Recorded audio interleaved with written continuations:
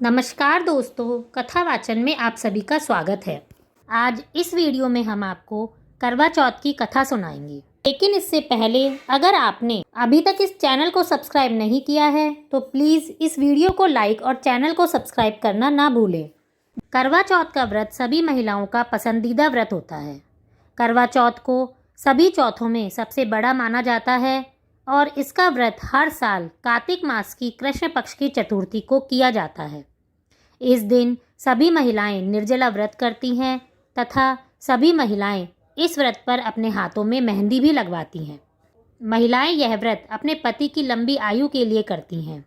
इस दिन करवा चौथ की कथा सुनने का भी बहुत महत्व माना जाता है। करवा चौथ की कथा। एक साहूकार के 7 बेटे और एक बेटी थी। सातों भाई अपनी बहन के साथ रहकर खाना खाते थे। कार्तिक लगते ही करवा चौथ आई। भाई अपनी बहन से बोले, आ बहन खाना खा ले। बहन बोली, आज तो मेरा करवा चौथ का व्रत है, मैं चांद देखकर खाना खाऊंगी। भाइयों ने सोचा कि ऐसे तो हमारी बहन भूखी ही रह जाएगी, इसलिए एक भाई ने दिया लिया और एक भाई चलनी लेकर टीले पर चढ़ गया और चलनी में से चांद दिखा दिया। भाई बोले, बहन चांद उग गया, अर्घ दे ले। बहन बोली, आओ भाभियों अर्घ दे लो। भाभियाँ बोली, ननद जी अभी तो आपका चांद उगा है, हमारा तो रात को उगेगा। बहन अर्घ देकर भाइयों के साथ खाना खाने बैठ गई। पहले ग्रास में बाल आया, दूसरे में छींक आई और तीसरा ग्रास तोड़ते ही ससुराल से बुलावा आ गया। वो कपड़े निकालने लगी तो सारे कपड़े सफ़ेद ही निकले। माँ बोली, तेरे भाग्य में जो लिखा है वही होगा। माँ ने उसे सफ़ेद कपड़े ही पहनने को दे दिए और हाथ में सोने का रुपया दिया और कहा, जो तुम्हें पूरा आशीर्वाद दे उसे यह सोने का रुपया दे देना और पल्ले को मोड़कर गांठ दे देना। वो आगे गई तो उसे पूरा आशीर्वाद किसी ने भी नहीं दिया। उसकी एक छोटी सी नंद थी। उसने उसके पैर छुए तो वो बोली, सीली हो सपूती हो, 7 पूत की माँ हो, थारा अमर सुहाग हो। उसने सोने का रुपया ननद को देकर पल्ले में गांठ बांध ली। जब वह घर में गई तो रोना कूटना मचा हुआ था। उसका पति मर गया था। वो बोली, मैं तो अपने पति को जलाने नहीं दूंगी, मैं इनके साथ जंगल में रहूंगी, आप मेरा वहाँ इंतज़ाम कर दीजिए। ननद रोज उसको जंगल में ही खाना दे आती। अब गाजती घोरती माही की चौथ आई। करवा ले भाइयों की बहन, करवा ले दिन में चांद उगानी, करवा ले बहुत भूखी, करवा ले। तब उसने चौथ माता के पैर पकड़ लिए और कहा, आपको मेरा सुहाग देना ही पड़ेगा। चौथ माता ने कहा, मुझसे बड़ी बैसाख की चौथ आएगी, तुम उनके पैर पकड़ लेना।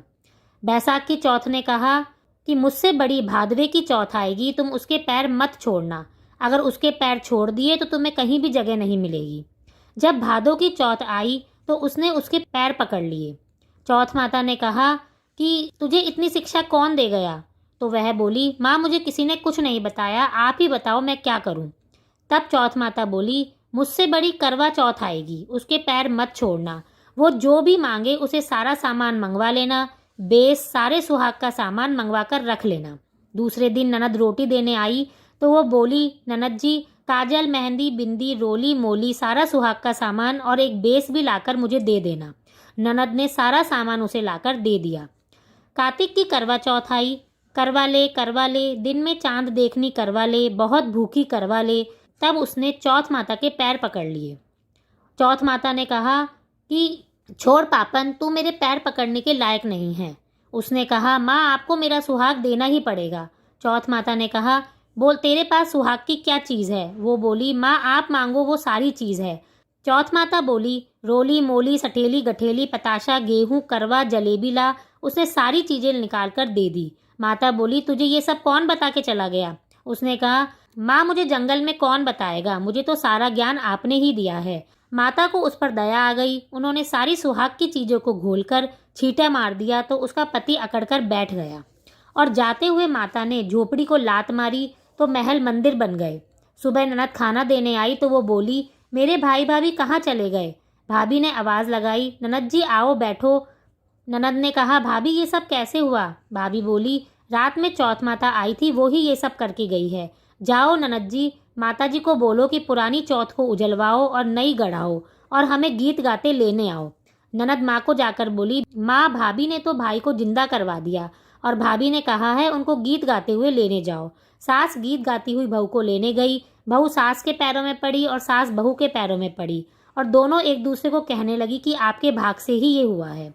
सास बोली, बहू घर चलो, हम चौथ माता का उजमना करेंगे। ये कहकर सास अपने बहू बेटे को लेकर घर आ गई और सारी नगरी में कहलवा दिया कि पति की पत्नी, बेटे की माँ 12 महीने की 13 नहीं तो 4 या 2 तो हर कोई चौथ का व्रत करना।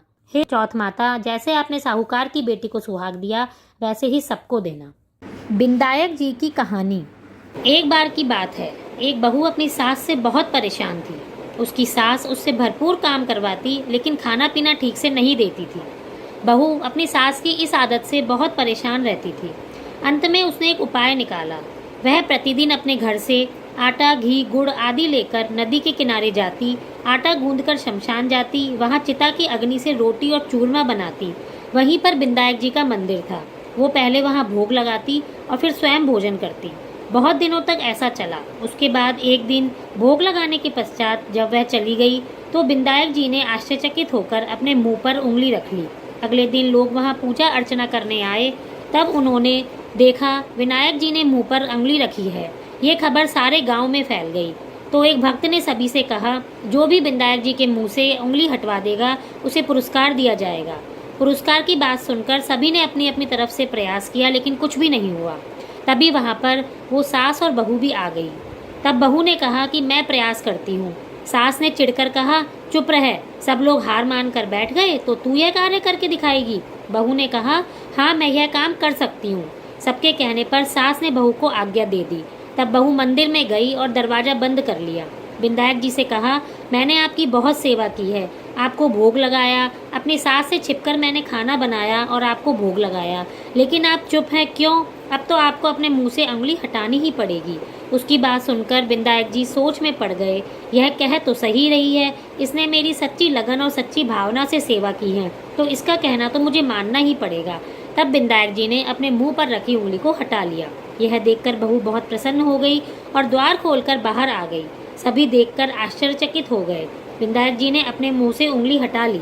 गांव वालों ने सोचा कि ये कुछ जादू टोना जानती है, इसलिए इसने कुछ किया है। उन्होंने कहा, तूने कुछ जादू टोना किया है। तब वो बोली, ऐसा कुछ नहीं है, बात केवल इतनी है कि मेरी सास मुझे खाना नहीं देती थी। मैं चुपचाप घर से आटा लेकर नदी के किनारे दुकान से वस्तुएं खरीदकर चिता की अग्नि में भोजन बनाकर बिंदायक जी को भोग लगाती थी, फिर स्वयं भोजन करती। यह देखकर बिंदायक जी ने आश्चर्य से अपने मुंह पर उंगली रख ली और आज प्रार्थना करने पर उन्होंने सभी अपने मुंह से उंगली हटा ली। यह सुनकर सभी बहुत प्रसन्न हो गए। साथ ही सासू माँ ने अपनी बहू से क्षमा मांगी। तो हे बिंदायक जी महाराज, जैसे उसकी बहू की सुनी वैसे सबकी सुनी। आप सभी को करवा चौथ के पर्व की बहुत बहुत शुभकामनाएं। धन्यवाद।